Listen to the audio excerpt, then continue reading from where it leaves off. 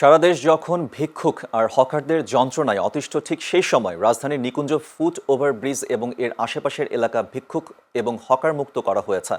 শনিবার সারাদিনব্যাপী এই কার্যক্রম পরিচালনা করেন খিলক্ষেত থানার অফিসার ইনচার্জ সাজ্জাদ হোসেন। এলাকাবাসীরা বলেন, ফুট ওভারব্রিজে হকার এবং ভিক্ষুক দিয়ে ভর্তি থাকার কারণে তারা ঠিকমতো হাঁটাচলা করতে পারতেন না, ছাত্রছাত্রীরা রাস্তা পার হতে পারতেন না। এলাকাবাসীর দাবি, এই ফুট ওভারব্রিজ হকার মুক্ত ও ভিক্ষুক মুক্ত থাকুক সব সময়।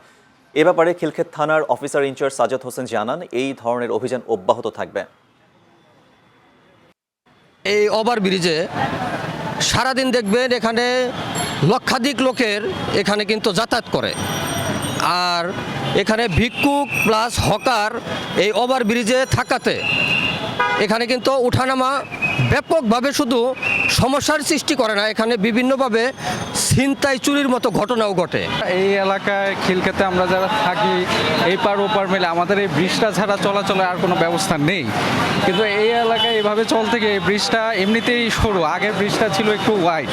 এই ব্রিজটার মধ্যে এইভাবে এই হকার বসে, ভিক্ষুক বসে আমাদের উঠায় চলাফেরায় অনেক কষ্ট হয়। ভিক্ষুক হকার জন্য জ্যাম লেগে থাকে রাস্তার মধ্যে, যাওয়া আসার অসুবিধা হয় আমাদের।